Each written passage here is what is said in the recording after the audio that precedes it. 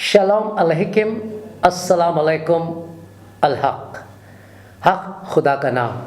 खुदा हक है, बरहक है, और हम हक की बातें कर रहे हैं। यहाँ पर किताब मुक़द्दस वो हक की किताब है, यानी सच्चाई की किताब जो आपके सामने सच लेकर आती है। मुताला कर रहे हैं हम कुरान मजीद के साथ किताब मुक़द्दस का, ताकि ये साबित कर दिया जाए कि किताब मुक़द्दस को बदला नहीं है जैसा कि लोग कहते हैं। हालांकि कुरान मजीद ने कभी भी ऐसी बात कही नहीं है, कहीं भी लिखी नहीं है उसमें कि खुदा ने अपने जो पुराने कलामात थे उनको खारिज कर दिया है या उन्हें हटा दिया है, मिटा दिया है।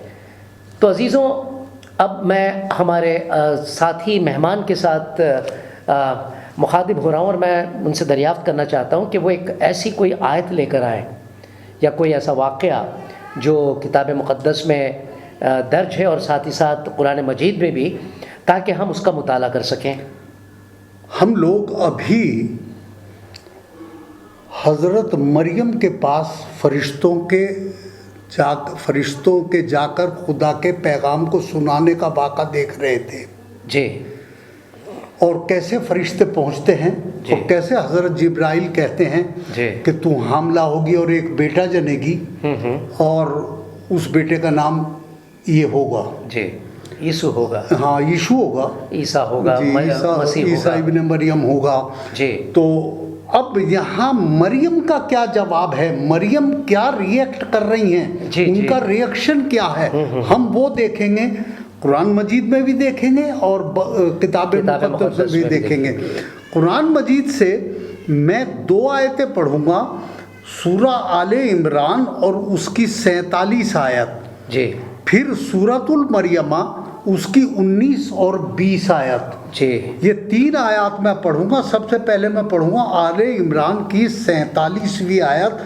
यहाँ इस तरह से मुंदरज है, मरियम ने कहा, अब उन्होंने तो अपनी बात पूरी कर ली फरिश्ते ने, कि वो ऐसा होगा, नेककारों में से होगा, बच्चा होकर और बड़ा होकर एक सा गुफ्तगू करेगा। अब वो कह रही, मरियम ने कहा, पर मेरे परवरदिगार, मेरे यहाँ बच्चा क्यों कर होगा, मैं किसी इंसान ने मुझे हाथ तक तो नहीं लगाया। फरमाया कि खुदा उसी तरह से जो चाहता है पैदा करता है, जब कोई काम करना चाहता है तो इरशाद फरमाता है और वो हो जाता है जी। ये 47 आयत है और 19-20 में मरियम, सूरतुल मरियम उसकी 19-20 में पढ़ेंगे। उन्होंने कहा, मैं तुम्हारे परवरदिगार का भेजा हुआ फरिश्ता हूँ और इसलिए आया हूँ तुम्हें पाकीज़ा बेटा बख्शूँ। 20 आयत में मरियम ने कहा, मेरे यहाँ लड़का क्यों कर होगा, मुझे किसी बशर ने छुआ तक नहीं और मैं बदकार भी नहीं हूँ।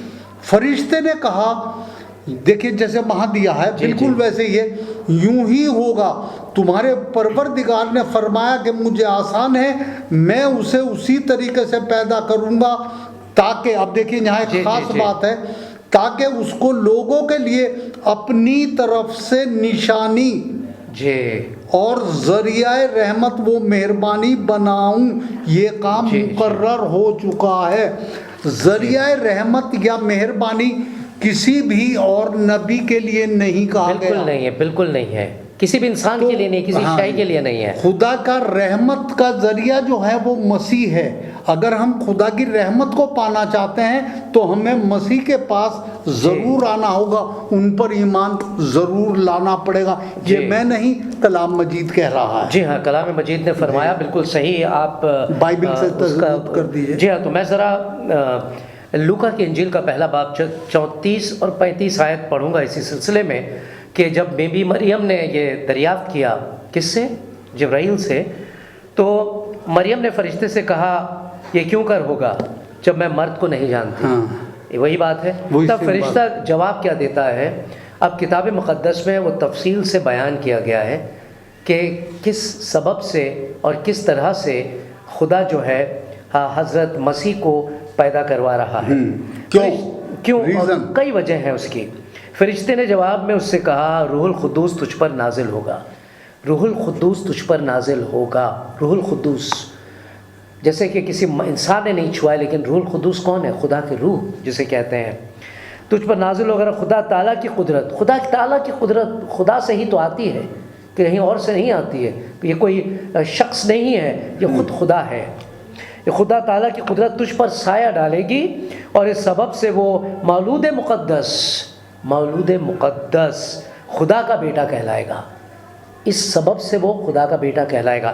پھر میں ذرا پیچھے جاتا ہوں, 2 آیات پیچھے, 32 اور 33, جیسا کہ قرآن مجید میں ہے کہ کیوں خدا نے ہمارے لیے مسیح کو زمین پر بھیجا ہے.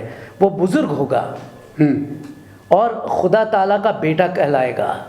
2 بار یہ آیا ہے. اور خداوند خدا اس کے باپ داؤد کا تخت اسے دے گا. وہ تخت جسے خدا نے بہت پہلے سے مقرر کیا تھا, وہی تخت. حالانکہ حضرت داؤد 1000 سال پہلے مسیح سے پہلے آ کر چلے گئے ہیں. ان کی وفات ہو چکی تھی, ختم ہو چکے تھے, اور وہ تخت بھی نہیں تھا. لیکن جو تخت کی بات ہو رہی ہے یہ روحانی تخت ہے, یہ وہ تخت ہے, وہ اختیار ہے. یہ دنیائی تخت نہیں ہے, روحانی تخت ہے. وہ یعقوب کے گھرانے پر ابد تک بادشاہی کرے گا, ابد تک بادشاہی کرے گا, اور اس کی بادشاہی کا آخر نہ ہوگا. یعنی کہ آج بھی مسیح کی بادشاہت ہے. جی سمجھے آپ؟ تو قرآن مجید جو ہے کہتا ہے کہ لوگوں کے لیے یہ رحمت کا باعث بنیں گے, اور نشانی خدا کی, رحمت کی نشانی ہوں گی, ذریعہ رحمت بھی ہوں گے, ایک باعث بنیں گے رحمت کا. اور ہم جانتے ہیں کہ صرف خدا ہی رحمت کر سکتا ہے, لیکن اس نے اگر مسیح کو ذریعہ بنایا ہے تو ظاہر ہے کہ مسیح جو ہیں وہ ایک الگ ہی مقام, ایک الگ ہی درجہ انہوں نے حاصل کیا ہوا ہے. تو عزیزوں, ہم کیسے کہہ سکتے ہیں کہ کتاب مقدس کو بدل دیا گیا ہے؟